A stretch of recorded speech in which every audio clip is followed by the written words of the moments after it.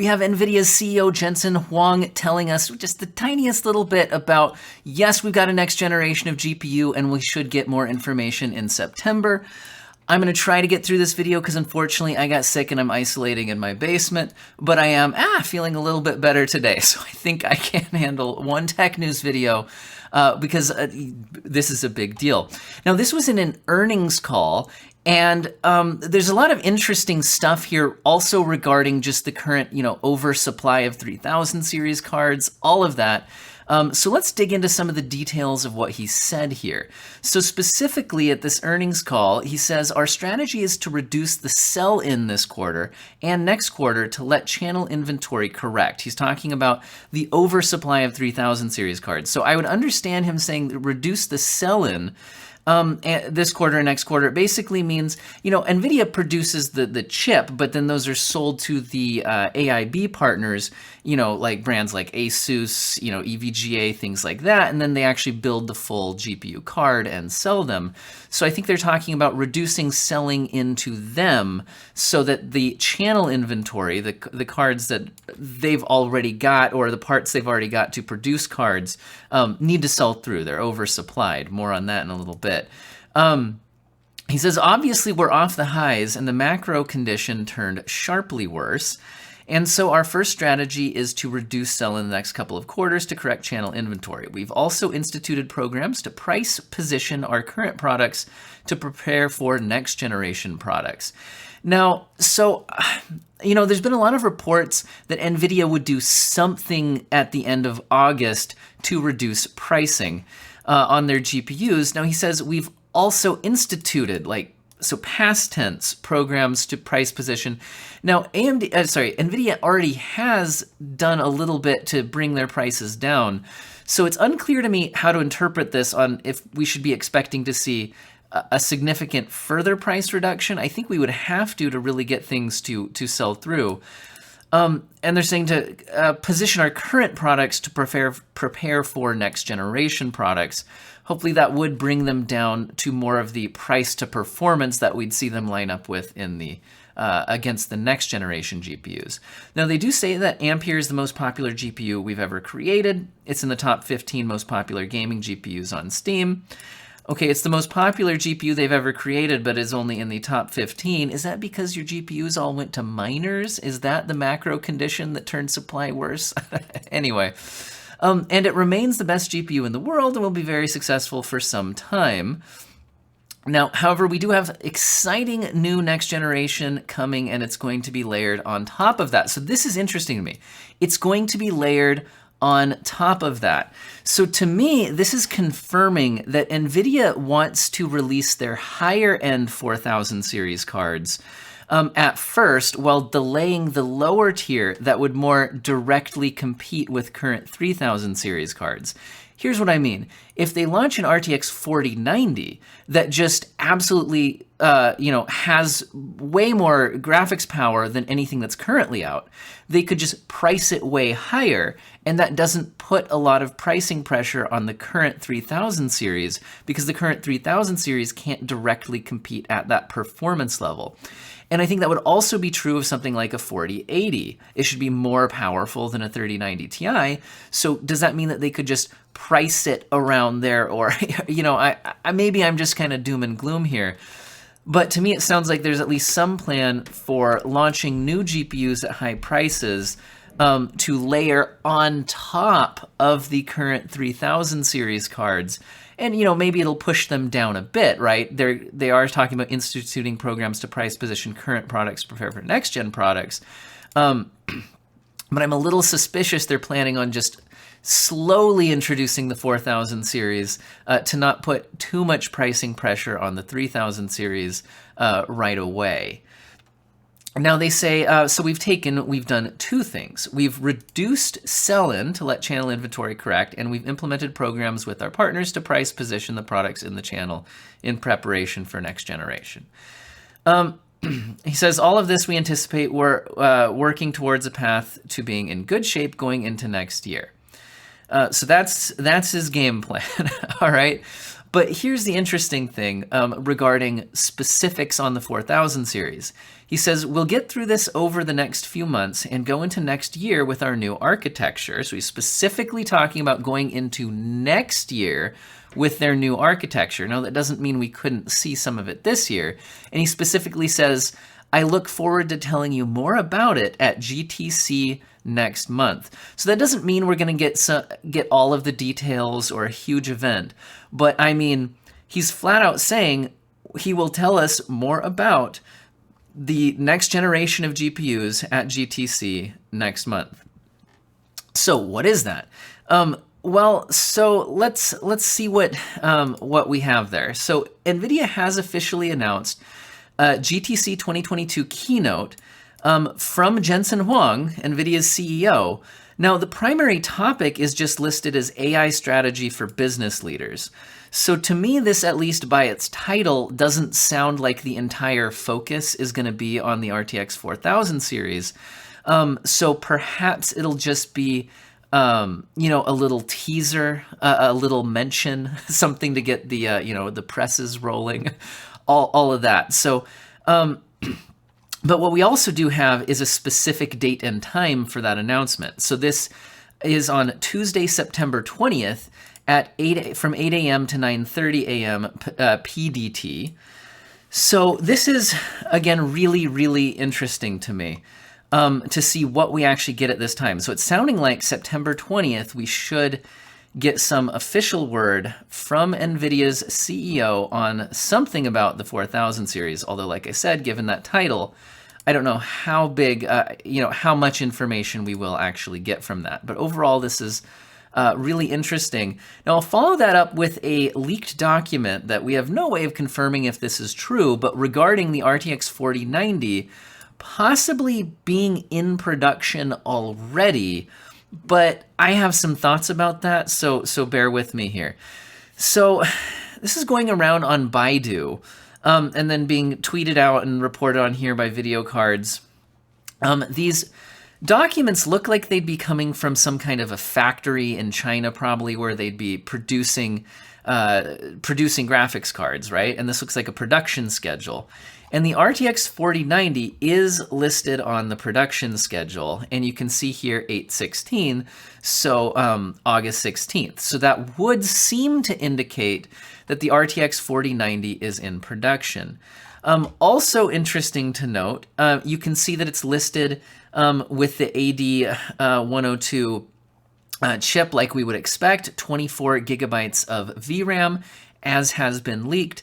And then we even see its outputs here with 3 DisplayPort and 1 HDMI port. So some interesting stuff there and confirmation of, a little bit of what we'd expect in terms of like memory structure and things like that. However, with all of that being said, I'm noticing this column, which to my understanding, this column has something to do with the like production lines or units per hour. I don't actually speak Chinese.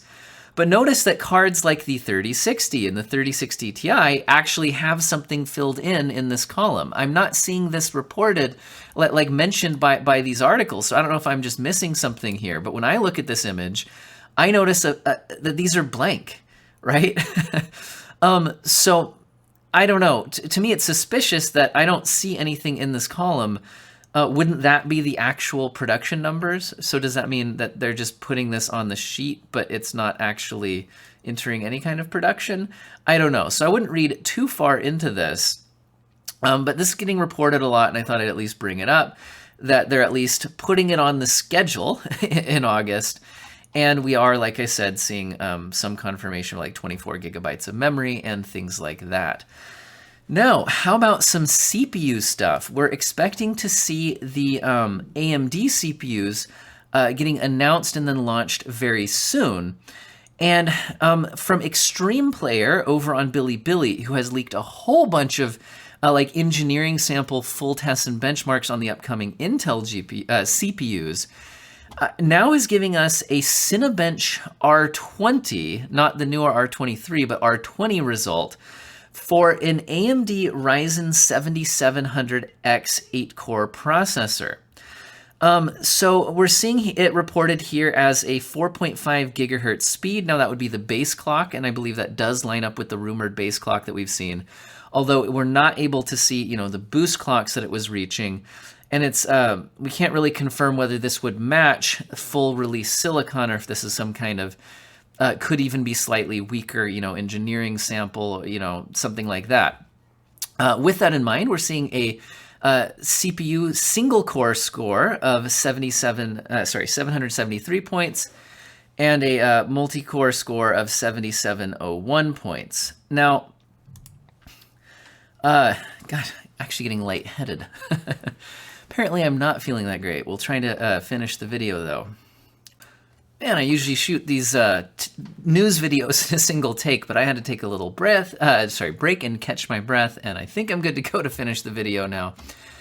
Performance numbers are only interesting if you have something to compare them to. So it's looking like, compared to the previous generation, the 5000 series, now I'm getting these numbers from videocards.com, so I guess I've got to kind of trust that they know what they're talking about here. I did not have time to confirm these myself. We're seeing significantly faster single-core performance, especially compared to like the 5700X, but even significantly better than the 5800X and 5950X. And multi-core performance, while it didn't beat the 5950X 16-core 32-thread from last gen, it is certainly well ahead of its 8-core 16-thread predecessors from Ryzen. Now, compared to, we've also seen some benchmarks already out for the Core i7-13700K, competitor, we are seeing it slightly behind in terms of single core and significantly behind in terms of multi-core, given that the Intel chips are going to have a lot of those efficiency cores, which in heavily multi-threaded workloads, productivity, less so in gaming, can be extremely helpful. Now, it'll be interesting to see how this plays out and really where the pricing ends up. Now, speaking of those Intel chips and pricing, there has been some of them listed early from a Canadian retailer, but I'm going to assume that these are just placeholder prices because they seem a bit too high, but this is being reported as, some of them are listed on sale. Prices seem high. I'm just going to say these are probably just placeholder prices. I really hope they're not actually this high when they launch, but, if true, we would be seeing that 13700K at $511 US. So, yeah, like I said, really hoping that that is not the case. Now, speaking of pricing, if PC parts are getting too expensive, maybe you just buy a console. Except that, well, PS5 prices are going to be increased in a lot of territories, not the United States so far, but in Europe, for example, we'll be seeing 10% price increases and some similar pricing increases in the UK, Japan, China, Australia, Mexico, and Canada. Now, overall, that would bring the prices up pretty significantly, and this is not good to see. So overall, let me jump out of your way there. Yep, PS5 pricing getting worse. It's unclear why they're not raising prices in the US. Maybe it's a more competitive market with the Xbox in the US and they just need to keep prices down, or maybe they'll just do it later. Who knows? We'll see how things go. Now, even though we're seeing some prices on some things going up, there is indication that we might need to see PC part prices come down. I'm seeing this report from Tom's Hardware. They're mainly referencing reports from China Times, saying that OEMs like Acer, Asus, and MSI are just bursting with inventory and need to start selling things through, and this could lead to big discounts in order to sell stuff. And this kind of goes along to a bit of what we were seeing at the beginning of the video with Nvidia's CEO talking about needing to reduce pricing to sell things through. So we'll see what ends up coming out of this. But if you live in Pakistan, expect to see your GPUs with high memory amounts cost a lot more. Or maybe they'll, importers will just put GPUs in the wrong box, because apparently the GPU tax in Pakistan is now going to be based on memory capacity, which is really interesting. Apparently, they're trying to solve a problem where the in the past, GPUs were often underreported on their value to reduce the taxes when they were being imported into the country. So now they're trying to tie it to the GPU's memory amount. Now, this could lead to interesting stuff like a higher tax assessment on like a RTX 3060 compared to a 3070 since it has more memory. So this seems a bit weird, and this only affects Pakistan. So sorry, people in Pakistan. Anyway, Nvidia is also confirming that their gaming revenue is down 33% from a year ago and down 44% sequentially, and that these decreases were primarily attributed to lower sell-in of gaming products. And they say that they're unsure exactly how much of this is affected by crypto mining. They have limited visibility into that. Well, I can tell you right now that that's most of the problem right there, Nvidia. I'll answer your question for you. Let's get to a few quick things at the end here. This looks really interesting. Many of you know I game on an OLED 4K LG C1 TV, and I absolutely love OLED. OLED is an amazing display technology, but currently it's still pretty limited in your options and monitor sizes, things like that. So this is really interesting. With Corsair announcing a 45-inch ultra-wide. Now, this is still 3440 by 1440. So one small concern I would have here is if you're using that resolution but expand it out to that size, what your pixel density will be like. I do worry a little bit about that. But the main gimmick here, in addition to just offering a different size than usual for this resolution and for OLED, is that it's bendable. So it has these little handles on the sides that you can pull out, and then you literally like open and close it. It can bend to an 800R curve, but it can also go flat for productivity, which I don't know how useful that would be or whether it would just be some kind of a gimmick. But the monitor itself seems to have some pretty good stats. I think they're saying it goes up to 240 hertz. With 1000 nit peak brightness, and in general, just OLED looks great. So here's a screenshot of it going flat and then being bent to curve. It looks like there's a video available from Paul's Hardware that I watched where he got a sponsored video to kind of show it off in its current form, which is certainly not its final form. I don't think we'll be getting these actually available for sale until 2023, and this is using WOLED technology rather than the QD OLED technology that we're seeing on the other ultra-wide monitor that is currently available in OLED technology. So anyway, I'm just excited to see more OLED monitors coming out, as it is currently my favorite gaming display technology. Now, we're seeing Neo announce a slide, which is going to have similar specs to its Neo 2, but it's going to have a keyboard where you can slide up the screen and have access to a keyboard. Now, this is interesting as a Steam Deck competitor because it's going to have a Ryzen 7 6800U with Radeon 680M RDNA 2 graphics, which should theoretically push twice as many flops as the Steam Deck. Although I would imagine this will be significantly more expensive. It's still nice to see these little portable handheld PC things kind of taking off and seeing some more options available. If you use Plex, you might want to look into changing your passwords as they've had a data breach. Dying Light 2 has added FSR 2.0, which is fantastic to see. I want to see more and more games getting that, especially games as demanding as Dying Light 2, when you're trying to run any kind of ray tracing especially. Looks like MultiVersus is seeing incredible success with 20 million players in less than a month. And Dark Souls 3 online PC features have finally been reactivated. So if you, maybe finally finished Elden Ring like me, man, that is a long game. I did finally finish it though, and it was excellent. And wanted to go back in time and replay some of the previous FromSoft games. They've had their online features deactivated for a while due to some exploits. Well, it looks like Dark Souls 3 at least finally has that reactivated. Now, I am going to take a nap and then try to get some lesson plans ready for next week because unfortunately, I'm having to stay home instead of being in my classroom this week. This is supposed to be my week to get prepared for the school year starting up and all that. But anyway, at least I don't have to sit through all the staff meetings. I hope all of you guys have an excellent day.